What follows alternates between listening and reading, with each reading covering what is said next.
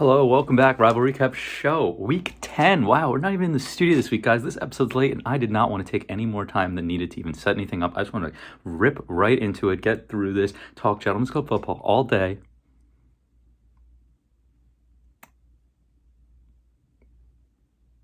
All the time, guys. Oh my God, wow. Who would have wasted time doing that? But anyway, here we are. Before I get into the quick hits, I have a couple announcements about the show I wanted to talk about. Got some very exciting things on the horizon. And before I get into that, I want to tell you all that you have the opportunity to be on the Rival Recap Show next week. Wow, how? Brian, tell me how. So next week, guys, I have a very exciting episode planned for 2 weeks from now, something very special. And then 3 weeks from now, me and the commissioner, Mr. Ian Jones, will likely get together and decide our Week 14 matchups. Maybe we'll try and mix it up a little different than last year. But while I prepare for the special episode, I have Week 12, and then we got Ian and I, Week 13. What's in the middle there? Week 11 next week, week of Thanksgiving. And this is where I would love for up to 3 volunteers to host the Rival Recap Show next week, guys. I want to take extra time to work on my Week 12 video, and I also I'll make a separate scenarios video myself, because it was requested already that you guys want playoff scenarios. We still have 4 weeks to go. I'm pretty sure there's a mathematical chance that anyone can be in the playoffs. Obviously, it's a huge long shot for Kevin Lamb, but I just can't be bothered to go through all that. It would take me hours. All right, so I want to do it next week when we're 3 weeks out. It'll hopefully be a little less of a dive, but I want to get that out to you. And I also want to work on the video 2 weeks from now. So if I could have up to 3 volunteers for next week, guys, 1 person to do the quick hits and any storylines you would like to open the show, 1 person to recap the matchups, and 1 person to do the preview portion of the program, and also just talk about anything you want. I'm giving you guys the floor. I'm opening it up. I want to see some viewers on the show in the studio giving us content, because I know you guys are chock full of it, and I would just love to see it and do something a little different next week and give me a break. I could use a fucking break, if I'm being honest. So just like that, let me know. First come, first serve. If you text me when I post this and you say which of the 3 segments you want, it's yours. So maybe you want all 3. Who knows? I don't know. But I'd love to have 3 different people, get some different voices on here. I feel like it could be exciting and make for a very different, fun episode. So quick hits. Let's dive into them. NFL.com going 3-4 last week in their predictions. 40-30 overall in the season. So not so bad, but they predict more right than they get wrong, right? Highest score of the week, Mr. Joe Narduli, first place team. Had a lot of points. I think it was like 146. I don't know. I'm pulling that out of my ass. Low score of the week, me, for the first time, 74 points. Horrible stuff from the Steens, and that means we will be paying out the long 20. To who? To the new Dalvin Cook owner, the guy that absolutely pummeled me, 81-yard touchdown, Mike Weston. So Weston, I'm a man of honor. I will be paying you my long 20. I guess I should just Venmo request Kevin Lamb for my Week 7, because I mentioned it on Week 7, Week 8, Week 9. Either he doesn't tune in anymore because the team's so bad, or I just need to request him. So I guess I'll just request him. Like, we might as well just make that the new precedent. If you hear you win the long 20, just send the request and make it easier, right? Rather than like me going on the show and ranting about $20 freaking. But who cares? It's the principle. It's the principle behind it. So Mike winning the long 20. High scores of the week individually. Justin Fields. Wow. Unbelievable stuff out of that guy in recent week. He's QB1 for the last like 5 or 6 weeks. Something absurd. Non-quarterback high score. CeeDee Lamb, 38 points. CeeDee Lamb on the move to Ian Jones' team after he put up 38 points in his final week for Christian. Low score of the week. Jerry Jeudy, 0 points. Oh my God. Wow. Shocker. High bench of the week. Kadarius Toney, I think he had 19 points. Pretty low for a high bench of the week. Lowest one we've had in quite a few weeks. So see if he breaks into Joe's starting lineup or not. A couple of storylines to talk about. The really only one, guys. There's been 5 trades since we last spoke. 5. And we're going to go one by one, try and talk through them a little bit. And there's so much to break down. I mean, obviously you never know like the true result of a trade until the season's over. But so I don't know if Charlie's winning with all these trades or he's going to end up losing. I think Eric requested maybe a deep dive into Charlie's trades, and that could be something for the offseason, because, then we can finally get the final data on it all and see how they actually worked out, because Charlie's making a lot of trades, moving a lot of players around, and it feels like he's the giving tree, because he turned Sedano's season around. He might have just turned Weston's season around, but he did just get Joe Mixon from Weston. It was on bye last week, so it was hard to truly gauge the trade. Even you can't gauge a trade after 1 week, but you really couldn't with this one, because the best player involved in the trade was on bye, Joe Mixon. So The trade. Charlie got Joe Mixon, Darnell Mooney, David Njoku, and Mike Williams. pretty good haul, especially Mike Williams was hurt last week, but I believe he's coming back this week. Mooney's been actually pretty solid ever since we bashed Ortiz with him in the beginning. And then obviously Joe Mixon's like running back 3 or something like that. Charlie now has like 2 of the top 4, top 5 running backs in McCaffrey and Mixon.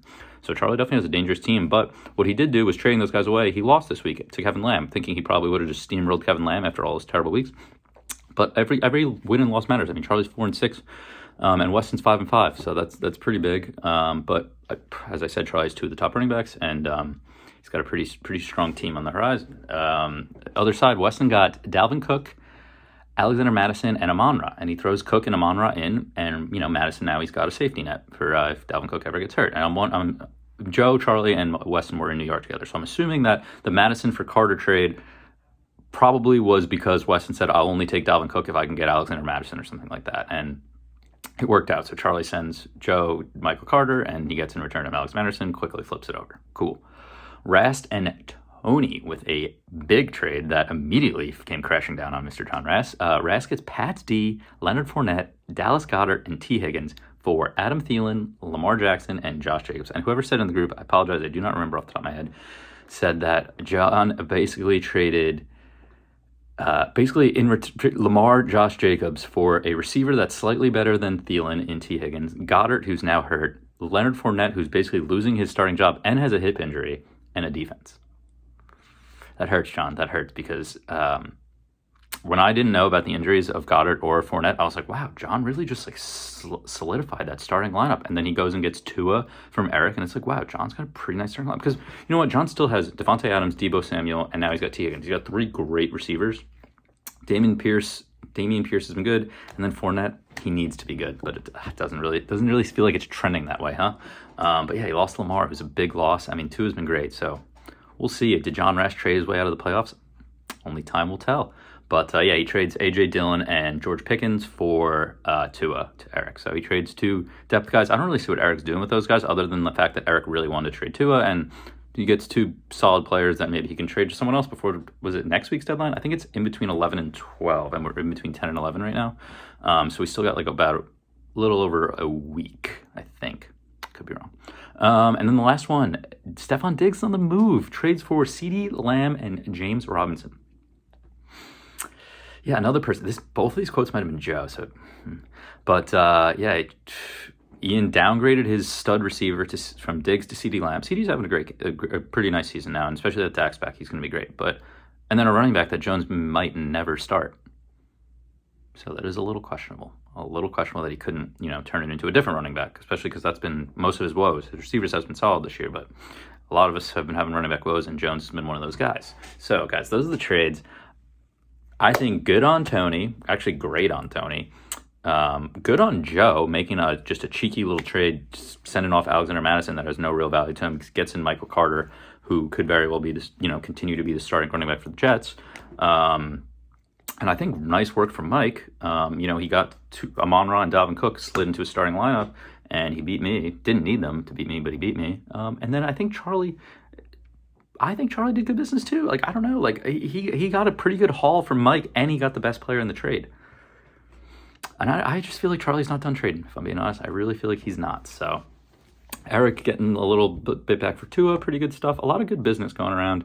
And I don't have too much negative to say about it other than the fact that Rast truly might have traded his way out of the playoffs, but he still has a lot of assets and a lot of strong players. So I don't want to count that guy out just yet, guys. And just like that was the longest storyline section ever. I wanted to race through this so I could get this out to you guys, but here we are, and we're going into the matchups. It's no Ryan this week. Fuck that guy.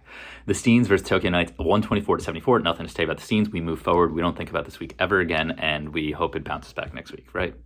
Weston gets 45 points of his newly acquired Dalvin Cook and Amon-Ra St. Brown. Hats off to you, Weston. Good stuff. And you are now 5-5 in the 8 seed. Good stuff. Next one, Mormon Soakers versus Opium FC. Ian picks up a rare win these days, 95-85. Yeah, Ian's been putting up a lot of sub 100 performances, and this one he ends up getting a win. Eric threw an absolute stinker, 85 points. Corderell with 3 points. I mean, I had Algier with 3 points.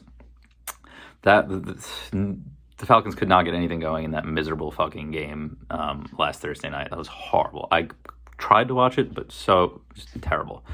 Gabe Davis, decent game, a lot of average. A.J. Brown, 1 catch for 7 yards, left the game. I didn't watch that. He was limited. Oh, he rolled his ankle. He's probably And yeah, Eric, 85 points. Nothing really to talk about for Jones. 95 points. Diggs had a nice week as always, but Diggs is now gone. So we'll look to see how the Mormon Soakers continue on.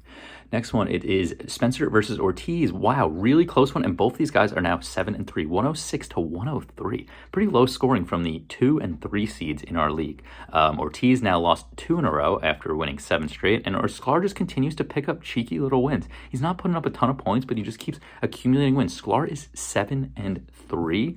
And I go as far to say he doesn't really have a running back, but I also really don't have a running back. So he's riding Justin Jefferson. Pittman and DJ Moore have been good enough, I guess. Not really so much last week, but his running backs are a mess. So are mine. And we kind of talked to trade, not really, but it's just what do we have to give each other? You know what I mean? It's tough. It really is. But yeah, he picks up a nice win. Ortiz falls. Josh Allen did play in that game. I was at a wedding this past Sunday. I didn't get to watch a single lick of Sunday football. So it was probably a good one not to watch. The Jets were on by, the Ravens were on by, and the Steens looked horrible. And I'm sure if you guys in this league might have wished they didn't watch. I did see Ortiz pick up Chonk Boy Bullock, and then he left the game as a kicker. Hate to see that. But yeah, Ortiz is still cruising, though. He's got a good team. He's looking at a playoff berth likely. We'll dive into that more next week. And he's still in second place. And we move on to the team in first place, Club Sundays. I think I said he had 146. Turns out he had 136 this week. He takes down Debo's Bike Rentals 136 to 116. I would love it if this NFL.com website would work for me when I'm trying to click through quick, but unfortunately it doesn't, so I'm still staring at the freaking Young Esquires and the Charm City fucking Latins.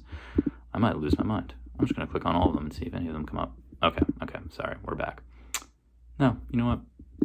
We're talking about Pay Dirt FC. Nope, we're talking about Getting Goopy and the Victims of the Night. 134 to 96. This is terrible, guys. I'm sorry. I'm going so out of order. 134 for Tony. Oh my God, now I'm on.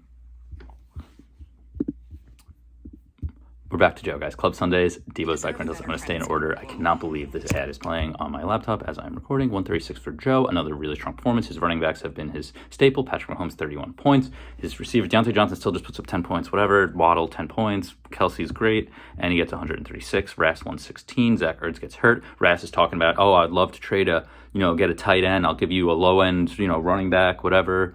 And Rass just decides to blow up his whole team because Zach Ertz got hurt. Interesting strategy for sure. See if it works out for the guy. Next one, Getting Goopy versus Victims. Now it's all working. 134 to 96. There was a lot of smack talk going into this week, going to this matchup specifically, and Tony comes out with the win. Christian Kirk is awesome. 31 points. Good for you, Tony. I still think I made a good trade, but I think it's working out for both of us now, and Christian Kirk is phenomenal, and I really hope I get Jamar Chase back and I make the playoffs. That would make this trade good for me. Otherwise, I fucked it. So, yeah. Tony back to his old ways of 134. It feels like last season, the first 7 weeks or whatever it was, and he's got to be feeling good. And what did he do? So he gets Lamar, he gets Josh Jacobs. Yeah, dude, Tony's team is good. Tony's got a good team. You don't want to see Tony in the playoffs when they're cruising like that. 96 for Sedano. Ugh, nothing to talk about. It keeps throwing Taysom Hill out there. He gets 0.1. Miserable. Brian's Ryan. Kevin Lamb, congratulations, picking up your first win in God knows how long. 126 to 113 over Charlie, the guy who traded away some big assets this week in order to get Joe Mixon. So, he was definitely taking the risk of potentially losing this week, but he had to be like, I'm versing Kevin Lamb. How am I going to lose? Unfortunately, he did lose, and Kevin Lamb's been doing some good work. Jeff Wilson was an excellent pickup. As soon as he got traded to Miami, he started popping off. Jonathan Taylor returning to form, and Cole Kmet. Back-to-back 20-plus 2 touchdown weeks. Are you kidding me? How did no one else pick him up? Good for you, Kevin. You are now 2-8. Your team has a little life, but let's be honest. Probably 11 seed is the best Kevin will get at any point this season, so... Last one, it's Yak United, it's Pay Dirt FC, it's Christian versus Lynch, one of the Boston Bowls. Christian just 123 points. He gets CD Lamb, 38 points. Cooper Kupp, though, out at least 4 weeks. That sucks. Honestly, with the way the Rams are playing, is there a chance they just shut Cooper Kupp down if he's not recovering immediately? I think so. That would be a massive blow to Christian's team. He does add Stephon Diggs, so obviously the prospect of having those two is insane, and he still has Derrick Henry, but I don't know if Cooper Kupp's going to play again this season. So you gotta hope if you're Christian that he does. 90 points, other side, Mr. Lynch. Out of his Broncos stack that I dove into, not stack, but Broncos players that he's starting fucking 2 of them, relying on the Broncos pass game, gets a combined 2.1 points. Sick. That was why I get so fucking fed up when people trade with Joe, because it's good business at Joe. I don't want to take anything away from him, but like Joe has holes, and then he just trades fucking players that are absolutely worthless to him to someone that they might have some sort of value to, and we just all fucking bite on it. Charlie sending him fucking Michael Carter, Lynch sending him Deontay Johnson for 2 guys that are worth fucking dick. Greg Dulcich and Alexander Madison, worth fucking dick. That's the end of my rant, guys. We're going to get into the preview portion of the program, and then we are going to send it over to Joe because I've been talking for way too long at this point. Let's see. I play Sedano in week 11. Sedano and I am 4-2 against Sedano. Who do we got here? Tony plays Christian. Tony and Christian are 3-3. Sedano, Christian, Kevin, and Lynch. Lynch is 4-2 against Kevin. Ortiz and Ian. Which way do you think this one swings? Ortiz is 6-0 against Ian. Wow, Ian has never beaten Ortiz. Joe versus Charlie, another 3-3 split, looking to go game 7 next week, and both those guys are trying to take it. Spencer and Rast. Spencer's taken 2 of 3 against Rast. Charlie, Joe, Lynch, and Kevin. And the last one, I believe, is Eric and Weston, and Eric is 2-3 against Weston. So, guys, those are the matchups, those are the previews, those are the storylines, the trades. Once again, please let me know about next week if you're interested. First come, first serve. God, I hope I get at least one volunteer. Let's be fucking embarrassing if you see me for all fucking 15 minutes next week. Hope you have a great night. Hope you have a great week. And hopefully we all start fucking producing fantasy football numbers, right? Thank you for tuning in. Thank you, Marsh. Gentlemen, it is Wednesday, November 16th, 9:13 a.m. Still in my pajamas. I actually took today off because I had some personal days to burn. That's a broken match. I had some personal affairs to attend to, so might as well. And number 1 on that list is, to talk Gentlemen's Club football. So let's get right into it. Loaded episode this week. Gentlemen, welcome back to Safe Space. A few things I wanted to talk about in the open. First off, last week on this program, we talked about why isn't the Gentlemen's Club group chat popping as it has in the past. I gotta say, over this past week, it's been great. There's been a lot of shit talk, a lot of funny jokes, Rast taking heads, now Rast getting his head taken, Littles helping Littles, some really fucking funny one-liners, the fucking calling Lynch lunch after he said Rast tasty killed me. Which has been awesome. But the difference between good and great is consistency. Having one just week of a good group chat, doesn't mean a great group chat is back.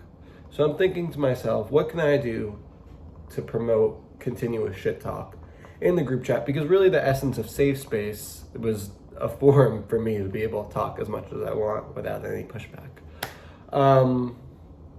So I think, as Willy Wonka brought the golden tickets to promote the Willy Wonka chocolate bars, Joey Wonka has brought the golden razor.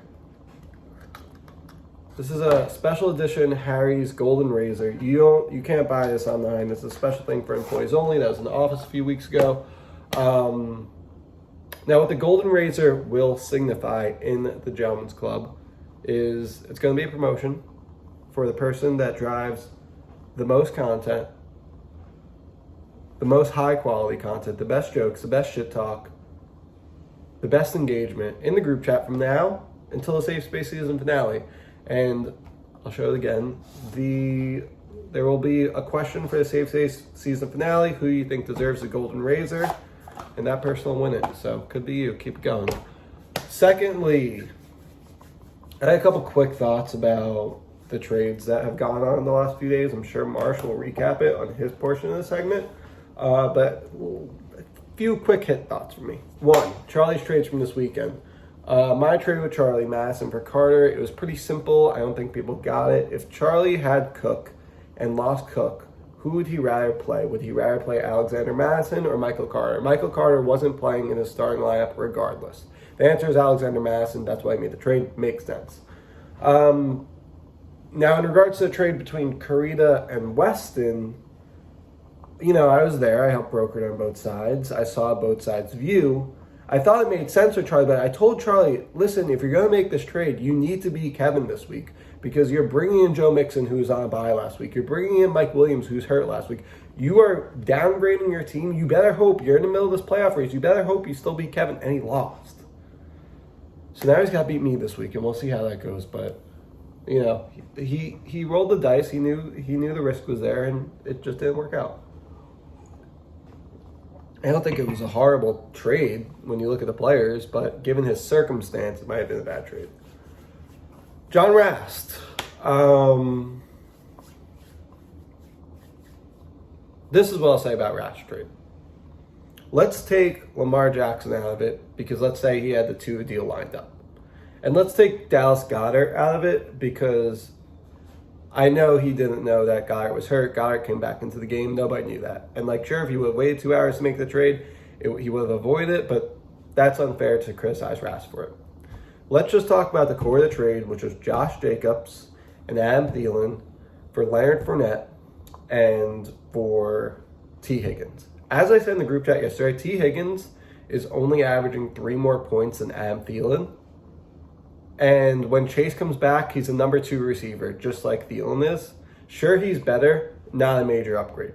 Josh Jacobs has been one of the top backs in fantasy this year. I've commended John in this program for drafting Josh Jacobs. Multiple times this season, Josh Jacobs has had 30-plus point weeks, which wins you games, which wins you playoff games. That wins you the league.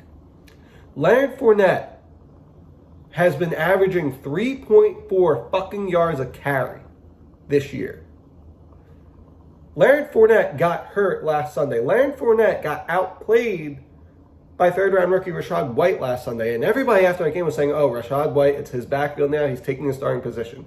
What I have an issue about this trade is just the clear incompetence, the clear lack of care, the clear, did you take 2 seconds to fucking Google, John? Leonard Fournette, because the downgrade from Jacobs to Fournette is going to kill you in comparison to the small upgrade from Thielen to Higgins. Not only that, John has some fucking arrogance with this trade because he thinks he's in the playoffs. You know why? Because he brought in Tua Tagovailoa, who has a bye this week. And he brought in Leonard Fournette, who has a bye this week. So he's, same thing as Charlie last week, is downgrading his starting lineup because he doesn't care. Why? He thinks he's in the... John has gone 2-5 since he bragged about his 3-0 start being in the first place. 2-5. John is in 7th place. There's 4 weeks left in the season. There's another 2-5 team, and there's 3, 4, and 6 teams.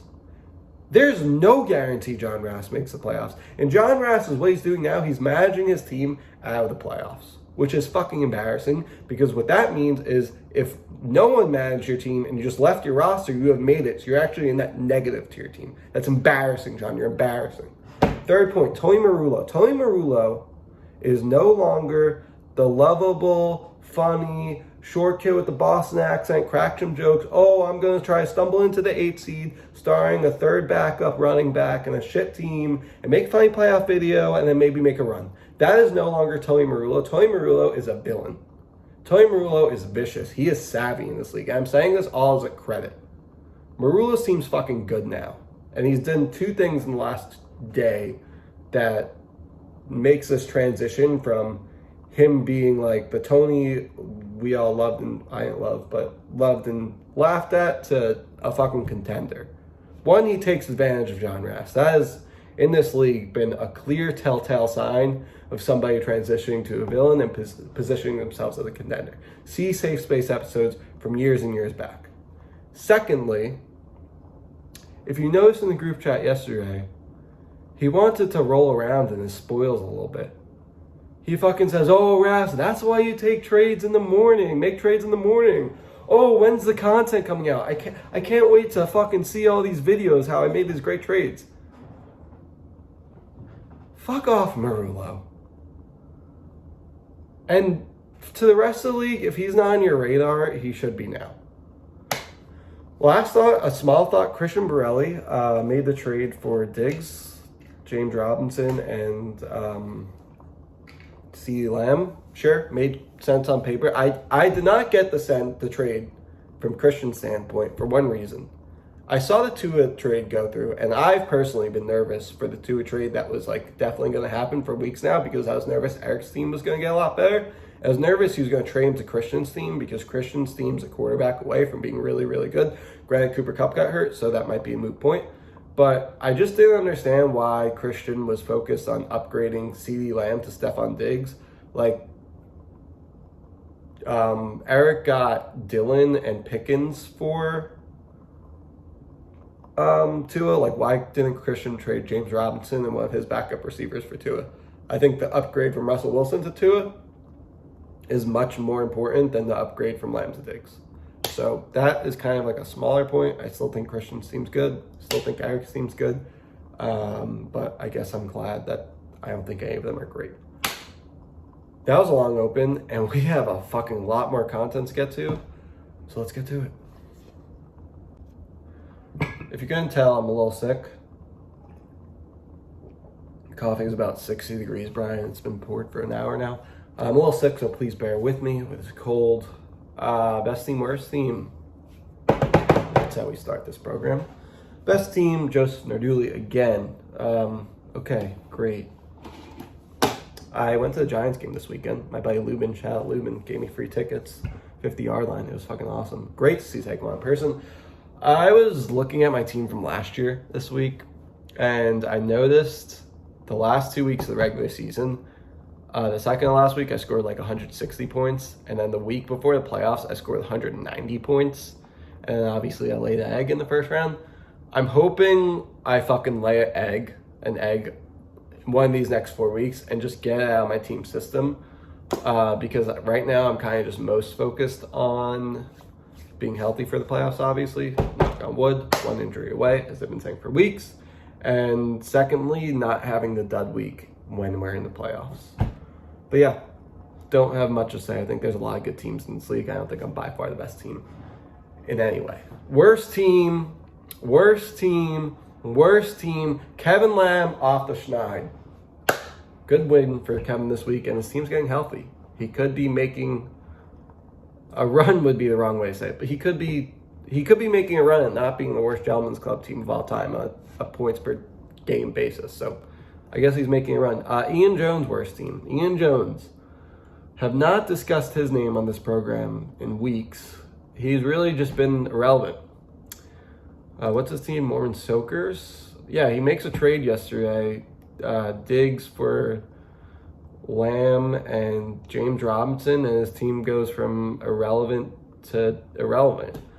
I don't know how many of you got this fucking weird message from him last week where he was like bragging about having sex and somehow was saying, offer me for Diggs and Swift, and then was saying like, oh, I don't want people in the group chat to make fun of me. Weird message. I don't have much to say about Jones. He's been really inactive in the group chat this year. Don't know why. I will say he always complains about the Baltimore guys of, they never hang out with me because they have a girlfriend. And then, he starts hanging out with a girl and we don't fucking hear from him anymore. So a little bit of a hypocrite. Segments. I do not feel great. Storylines. What storylines are you looking forward to for the rest of this season? I think this is actually the most submitted safe space topic of all time. A lot of you submitted multiple stories. Like, I have over a page of storyline bullets to go through. So we're just going to rip through them quick. By far, the most submitted one was the race for the last 3 seeds, the race for the 7th and 8th seed. Is Marullo going to make the 8th seed? The race is going to be electric, excuse me. Another Marullo going to make the 8th seed. Let's talk about the playoff race briefly. I asked Marsh to touch on this because it was such a topic that the league wants in this program. And he said no. So, okay, Brian, I'll fucking do it then. I think We have 1-8-2 team, me. I think, I'm fine. I'm in. I think Ortiz is in at 7-3. Let's talk about Spencer really quickly. Spencer's not in by any means. He's 7-3. Sure, he has a record. He has a 10th most points forced, scored, whatever, however you say it. He could easily lose either the next 4 weeks or even 3 of the next 4 and not make the playoffs. Spencer not in so far. We have 3 6-4 teams. Eric, who's in because of his points, he'll be in. Marsh, who should be in, but Marsh is dealing with Hill on a bye. Chase out this week. His running back stinks. If Marsh has Marsh isn't in yet. Christian, I would say, is in just based on his talent, but now Cooper Kupp's in. Christian's not in yet. I would say Eric's definitely in. Marsh and Christian are likely in, but I wouldn't put it at 100%. I would put it at 75%. Debo's bike rental, 5-5, 7th place. He has the points forced, but if you're 5-5 right now, I think you need to at least go 2-2. At least. Rath needs to at least go 2-2 because he has the points. He's not in yet. Michael Weston rounds out our fucking top 8 right now. He's 5-5, doesn't have the points, but he got fucking Rashad White playing. He made a nice trade. He's trending upwards. Then we have the 3, 4, and 6 teams, Getting Goopy, Darnell Palmers, and Victims of the Night. All 3 of those guys need to go at least 3-1. I think the bottom threshold is 7-7 for the playoffs this year. It might be 8-6. It might be 8. I don't know how to scout, like who's playing who the last 4 weeks. If you're not one of the top scoring teams right now, it might be 8-6 because of the points tiebreaker. If not, 7-7. And the thing is, Johnny's team, Charlie's team, and Tony's team, especially now, are all really fucking good. So as I mentioned last week, there's going to be really good, talented teams in the back half of the playoffs this year. And as I mentioned at the top of that, there's teams in the playoffs right now that can easily slip out. All right, let's go through some other storylines. The start of Ortiz's stumble down the standings. Did I put the Maloik on fucking Ortiz 2 weeks ago when I finally complimented his team after fucking calling it fraud all fucking year and then he loses the next 2? I don't know. Did I reverse jinx you, Ortiz? I didn't mean to do that, but Josh Allen banged up. Kamara, fine, I guess. Jones, fine. I don't know. Can Ortiz slip out of the top 4? Will the Jets beat the Pats for the first place in the AFC East, putting them in the driver's seat to host their first playoff game since 2001? Big Jets game this weekend. How many more times will Charlie be taken to a back alley for a good trade raping? I talked on Charlie's trades earlier today. The first one did not age well. We'll see how the second 2 age. Will Joe capture his first Gentleman's Club title? Highly unlikely in parentheses. Thank you. I appreciate that. They should call this year the Gentleman's Club Open because everyone except Kevin and Jones has a shot. I don't know about that. I would say I have a shot, Ortiz has a shot. And this is to win the league. I don't think Spencer's team can win the league. I think Eric's team can win the league. I don't think Marsh's team can win the league. If Cooper Kupp comes back, I think Christian has a shot. If not, I don't think he can. I don't think Rask can. Weston, maybe, if these running backs turn into something. Tony, yes. Charlie, yes. Johnny, yes. Lynch, no. Ian, no. Kevin, no. Next storyline, the continued regular season success of Club Sundays. That owner is savvy with his trade, but I look forward to a first round exit 2 years in a row to the Goopies. Okay. I mean, what do you want me to say? I'm glad that the person that submitted this hasn't made the playoffs in like 5 years. I think, Marsh, can you please look up who has the longest Gentleman's Club playoff drought right now? I'm glad that I can entertain you. This is like this is a definition of Littles helping Littles mentality. You don't make the playoffs, so you root for the big bad villains to lose.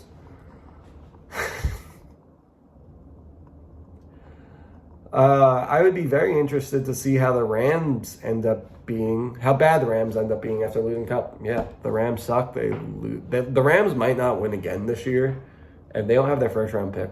So good trade by the Lions. I mean, good trade by rare both ends. You get the championship Super Bowl for the Rams for that trade, and now Lions might get like a top 5 pick. So I guess it's a win-win. I'm looking forward to putting a little exclamation point on my October 6th, all caps, very reasonable text to Anthony, asking him if he was interested in Rachaad White, to which he replied, "Get out of here with that. This wasn't a Korea type offer where I wanted T. Higgins and Goddard back. I just wanted to gauge some interests." I was met with disrespect from Tony, who complains about being disrespected.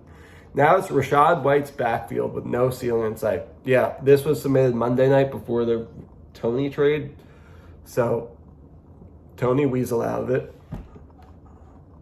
Maybe you should, well, you won't trade Rachaad White to John Ross. I'm also looking forward to Ortiz picking my 8th seeded Knights in the first round. Would be a stroll in the park. I'll bet right now that a team outside the top 3 wins it all. I think Kevin won last year. He was a top 3 seed. Ian was not a top 3 seed.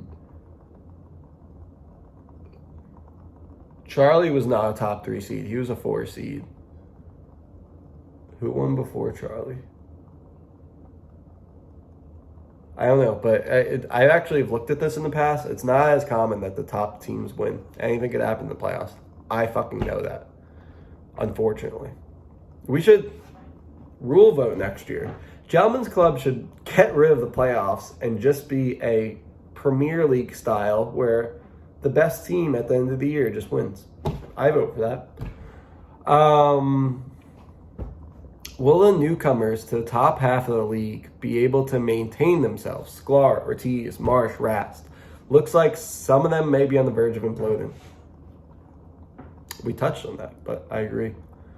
Battle of the worst teams before Jones and Kevin. You know, it'll be a real shame if like fucking Lynch ends up doing the presentation next year. Mid-year amendment, I think the toilet bowl should just be between Lamb and Jones. One game to decide it all. Teams exposing themselves as fraudulent. Christian, Sklar, Weston, Rat. Did I just read that one? I guess that's very similar to one that I read two ones ago. Corrida collapse over the back half of the season would be a colossal storyline, one that would ignite the league and the group chat. His past trades come back to haunt him and knock him out of the playoffs would be a storybook ending.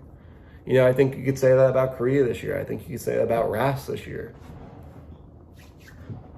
I think you could say about a couple teams that have really shitty running backs like Sklar and Marsh that haven't made a trade, that their lack of trading is going to come back to haunt them. Storyline, speaking of Brian Marsh, a storyline I'm rooting for is Brian Marsh to win his first playoff game. Put all an effort in the world in this league would be well deserved. All the power to you, Brian.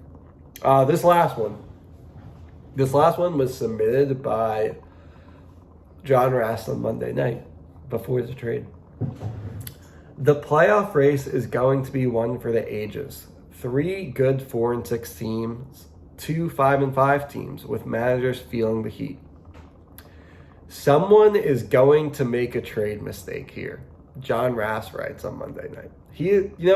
Say what you want to say about fucking John Rast. He's Nostradamus in a way. He predicted his own fucking incompetence. That's Cold Takes Exposed, Rast. All right. This is a long fucking episode. We'll go to Safe Space. All right, let's wrap up quickly with some Safe Space rapid fire. Does Rast trade Dameon Pierce? I don't think so. The NFL.com app sucks so bad. I can't look further than a week in the past. Yes, you can. Please, please, please, I never want to go to this thing again. # Yahoo bust. I play Sedano, and even just a quick glance, you can see that our matchup is headed down the toilet. A few key buys/injuries, so we shall see. Thought the same thing last week about Weston, and then he makes a trade with Charlie and pummeled me. They laughed at Louis Armstrong, and when he said he was going to the moon, now he's up there laughing at them. I hope that's a movie quote. I must win from here on in. I'm thrilled to be playing Marsh next week. I identify him as one of the worst fantasy players in our league. Joe's Little Helping Littles comment got under my skin, so I did some research. His highest finish in the Gentlemen's Club is 4th back in 2019. Yikes. This is from Rast. Rast, 1, you've never even finished fourth, so fuck off. 2, I finished second the first year of the league. You can't even look up fucking research right to talk shit about me. You fucking incompetent buffoon, Rast. There's something about getting married and then sucking at fantasy football. See Kevin, see Rast. Will Tony even be able to field a team next week? 5 stars on bye, probably not. He made the trade to address that. My team is the definition of streaky. This is from Tony. Lost 3 in a row, 2 different times, and won 2 in a row, 2 different times. The odds say I'm due for another skid, especially having 5 stars on bye. I just have one thing to say. Where there's a will, there's a way. And he found the will and the way by fucking R-wording John Rast.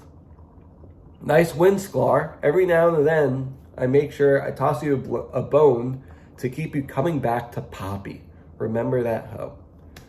Best of luck this week to the young Esquire himself. And lastly, Joe, good luck. I'm glad the Jets are good, so Tony can pay you the $100 I otherwise owe you. Thank you, Charlie. I look forward to getting the $100 from either you or Tony this week or this year. Gentlemen, long episode. Enjoy your Wednesday, week 11. I mean, the NFL season goes so fucking quick. It's almost over. Wild. Long episode. Sorry I'm sick and probably sound like shit. Have a great day.